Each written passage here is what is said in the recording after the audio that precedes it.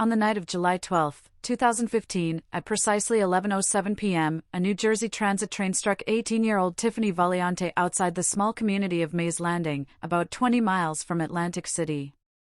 She was likely killed instantly, but the speeding train took time to come to a stop, dragging and dismembering her body for a quarter of a mile. The medical examiner's report is particularly grisly, eventually listing the cause of death as multiple traumatic injuries and describing gruesome details like her limbs being ripped from her body and her brain extruding from the cranial cavity. For all the grisly details of the tragedy, however, authorities initially saw little mystery in it. The medical examiner's report, which was issued just 6 days after Tiffany's death, lists the manner of death as suicide. For authorities, it was an open and shut case.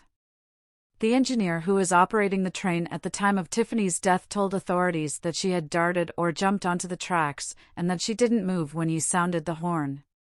The Valiantes didn't buy it, however, and their family lawyer, Paul D'Amato, went looking for a second opinion, appealing to former Atlantic County Medical Examiner Dr. Donald Jason, who theorized that New Jersey Transit was very happy to just call it suicide because then they're off the hook. D'Amato and Tiffany's parents weren't satisfied, however, and have continued to push, in the intervening years, for the case to be investigated as something other than a suicide, and for the official manner of death to be changed to undetermined. Tiffany's parents say that they don't know what happened to their daughter that night, but they suspect foul play. According to them, Tiffany Valiante had no reason to take her own life.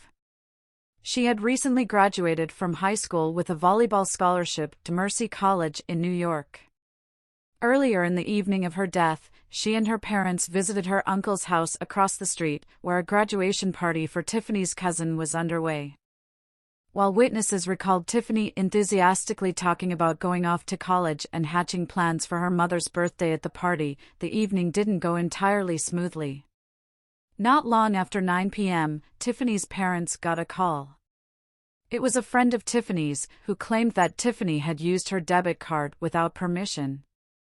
Steve and Diane, Tiffany's parents, went back to their house to meet with the friend and her mother, calling Tiffany over after the accusations had been made. Though Tiffany denied using the debit card, it wasn't the first time that she'd been caught out in some fiscal fraud. A few months earlier, Steve and Diane had caught her stealing money from their bank account.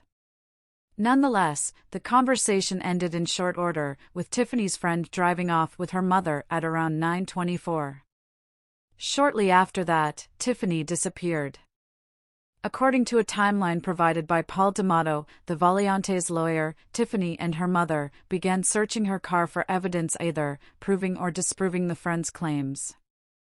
Diane saw Tiffany slip the disputed debit card into her back pocket and went inside to get Steve.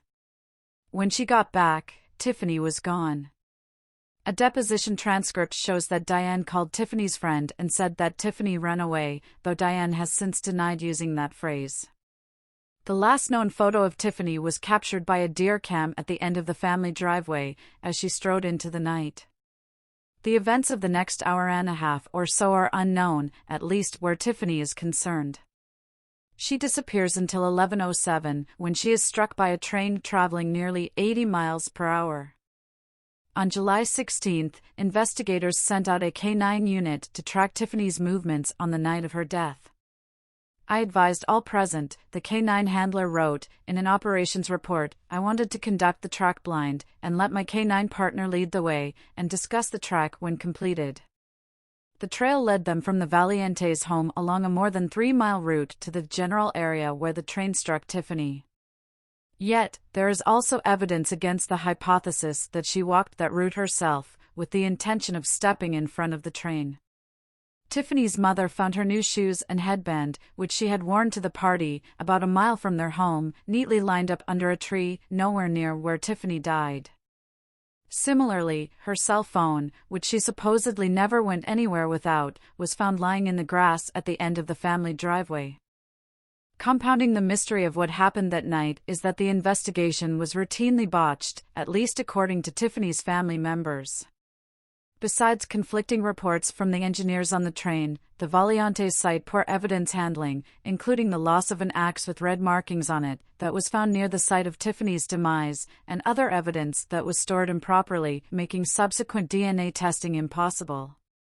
While the Valiantes claim that the suicide theory doesn't add up, and have spent the intervening years and several $1,000s trying to prove it, however, there are reasons to believe that Tiffany may have taken her own life, besides just confirmation bias on the part of investigators. Besides the situation with the debit card and the subsequent confrontation with her mother, others who knew Tiffany outlined many difficulties surrounding her life. In 2014, Child Protective Services had made 3 visits to the Valiante home after one of Tiffany's teachers noticed a bruise on her arm, inflicted by her mother during an argument. Tiffany and Diane made 1 visit to see a counselor at the behest of their caseworker, though Diane considered their increasing squabbles normal teenage stuff. 6 months before her death, Tiffany came out as gay, which her mother initially dismissed as just going through a phase, though Diane Valiante has since said that she and her husband were supportive of Tiffany's sexuality. Meanwhile, friends and classmates suggested that Tiffany was more troubled than perhaps her parents realized, describing Tiffany as lonely and distant, with at least some friends claiming that Tiffany had engaged in self-harm in the past, a claim that her parents deny. However, the summary from her 1 therapy visit suggests that Tiffany claimed to be neither depressed nor suicidal, and none of her friends ever reported her talking about taking her own life. Not one person in this case has said, "Oh, there was a clear motive here on the part of this young woman," said Stephen Rosenfeld, a former assistant general manager of the Southeastern Pennsylvania Transportation Authority working as a consultant for the Valiantes. So, what really happened to Tiffany Valiante that night in 2015? We may never know, but her family hasn't given up trying to find out, and the latest development is an episode of the newly relaunched Unsolved Mysteries series on Netflix, which covers Tiffany's disappearance and mysterious and tragic death.